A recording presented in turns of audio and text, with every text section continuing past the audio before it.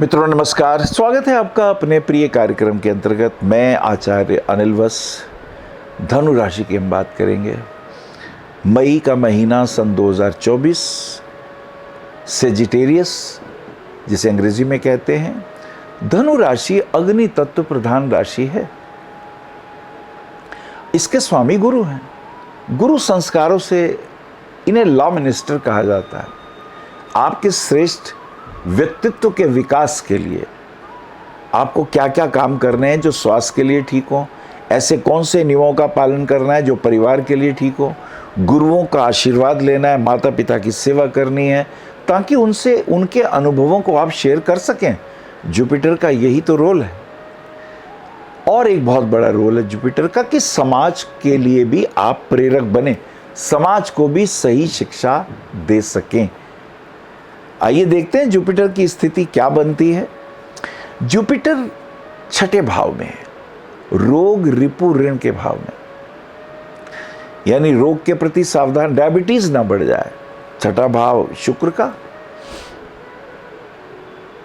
इसका ध्यान रखना होगा। रिपु ऋण, कर्जा वगैरह लेंगे तो ब्याज चुकाना पड़ेगा।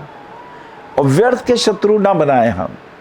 दरअसल हम बोलते तो बहुत मीठा है, लेकिन जब हमें गुस्सा आता है फिर हम नहीं सोचते उस किसी की, फिर तो कुछ भी बोल देंगे और व्यर्थ ही किसी को अपना आलोचक बना लेते हैं हम, और हम परवाह भी नहीं करते। यही तो विडंबना है धनु राशि की। इस पे ध्यान देना होगा। शनि की स्थिति देखते हैं क्या है। शनि आपके द्वितीय और तृतीय है, परिवार के कुटुंब के भी स्वामी है और पराक्रम के भी स्वामी है। और शनि तीसरे भाव में ही है। अच्छे होते हैं तीसरे भाव में शनि। पराक्रम की वृद्धि, धैर्य, सहजता, अनुभव, ये सब मिलता है शनि से। शनि की तीसरी दृष्टि पंचम भाव पे, संतान के भाव पे नीच की पड़ रही है। एजुकेशन के पॉइंट ऑफ व्यू से तो पढ़ाई में मन ही नहीं लगता। और पंचम भाव सूक्ष्म बुद्धि का भी है, तो यहां हमें थोड़ा ध्यान देना होगा। लॉजिकली हम बातों को समझें और बहुत इमोशनल होकर निर्णय ना लें। गुरु की स्थिति देखते हैं वो कैसी है। गुरु आपके लग्नेश और चतुर्थेश दोनों हैं, और गुरु छठे भाव में, जैसा मैंने बताया। गुरु मान सम्मान यश कीर्ति धन सब देते हैं। अब जब तक ये वृषभ में हैं तब तक स्थितियों पे ध्यान देना होगा। अपनी सेहत का भी ध्यान देना होगा, खाने पीने का ध्यान देना होगा। मंगल की स्थिति क्या है देखते हैं। मंगल आपके पंचमेश हैं और व्ययेश है, त्रिकोण के स्वामी है। त्रिकोण के स्वामी हमेशा मित्र होते हैं। और मंगल की स्थिति यह है कि पंचमेश होकर मंगल चतुर्थ में है, यानी संतान के लिए अच्छा नहीं है। पंचमेश अपने व्यय स्थान पर, लेकिन प्रॉपर्टी वगैरह कुछ लेनी हो तो उसका विचार कर सकते हैं। राहु और केतु भी चतुर्थ और दशम में, राहु चतुर्थ में मंगल के साथ। अब ये राहु मंगल की युति, राहु क्या करते हैं, जिस घर में होते हैं वैसे ही तो रूप बनाते हैं। राहु गुरु का काम करेंगे। मां की सेहत का ध्यान रखिएगा, ये बहुत जरूरी है।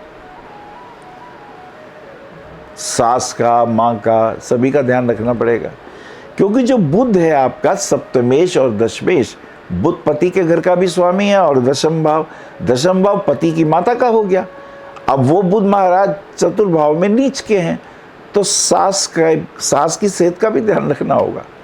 ये भी इंपॉर्टेंट हो जाएगा। और पति की भी सेहत का ध्यान रखना होगा, क्योंकि जब तक बुध नीच के हैं स्वास्थ्य के मामले में विशेष ध्यान देना होगा। शुक्र को देख लेते हैं। शुक्र आपके आयुष है और षष्ठेश है। आयुष होने से धन की वृद्धि तो करेंगे, और हैं पंचम भाव में। पंचम भाव में सूर्य के साथ है, यानी भाग्येश और आयुष का पंचम भाव में होना शुभ है ना। ये दोनों मिलके आय भाव को देखते हैं, तो आर्थिक दृष्टिकोण से लाभ के योग दिखाई देते हैं, क्योंकि शुक्र अपने घर को देख रहा है। जो ग्रह अपने घर को देखता है उसकी वृद्धि होती है, उसकी समृद्धि होती है। चंद्रमा अष्टमेश है। अष्टमेश होकर द्वितीय भाव में है। चंद्रमा तो 2.25 दिन में चाल बदल देते हैं। तो चंद्रमा का यहां होना बहुत महत्वपूर्ण हो जाएगा। अष्टम भाव को देखता है, घूमने फिरने की योग खूब बना देता है। तो ये तो ग्रहों की चाल थी। अब देखते हैं गोचर में कौन सा ग्रह किस राशि को पार कर रहा है। बुध मेष राशि में 10 मई को आ रहे हैं। बुध का रोल क्या है? बुध आपके सप्तमेश और दशमेश दोनों हैं। अब बुध अगर मेष में आते हैं तो मेष राशि में जैसे ही बुध आएंगे तो इनका नीचत्व भंग हो जाएगा, नीच राशि में होने का। तो सास का भी स्वास्थ्य थोड़ा इंप्रूव होगा और पति का भी। व्यापार के दृष्टिकोण से भी लाभांश मिलेगा, आर्थिक दृष्टिकोण से भी रुके हुए केस ठीक होने लगेंगे। ये बुध का रोल ऐसा हो जाएगा।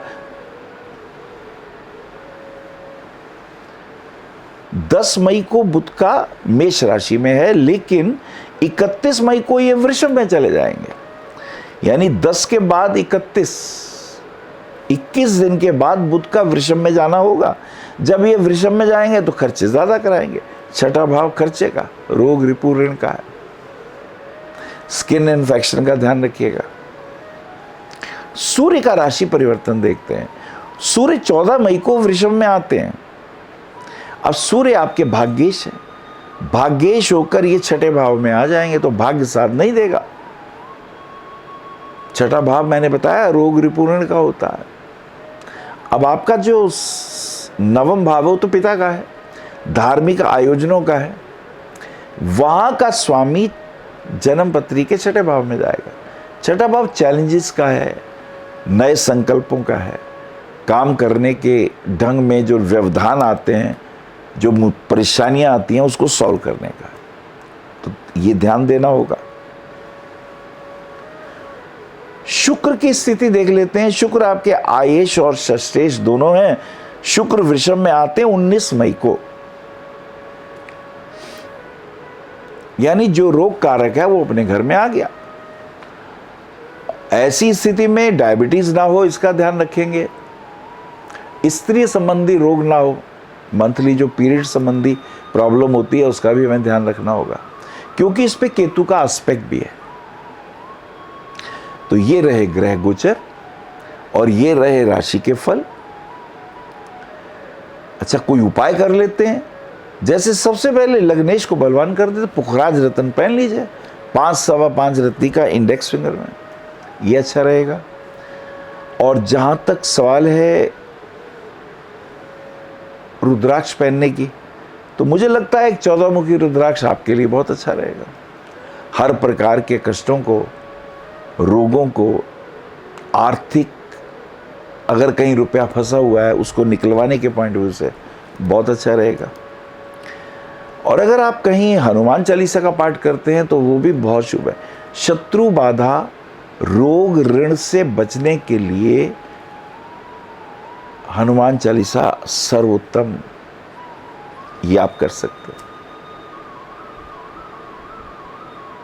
भगवान सूर्य को जल देने से हर प्रकार के रोग दूर होते हैं, भाग्य साथ देने लगता है। नमस्कार। आप आचार्य श्री अनिल वत्स जी के आध्यात्मिक प्रवचन, ध्यान व ज्योतिष संबंधी मासिक राशि फल फेसबुक, यूट्यूब, www.astroanilvats.com पर भी देख सकते हैं।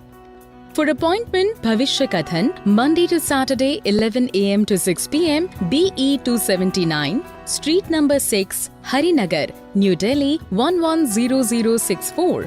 Phone number 98917 39999, 98181 89993, 981 088 7002, 886 000 6030.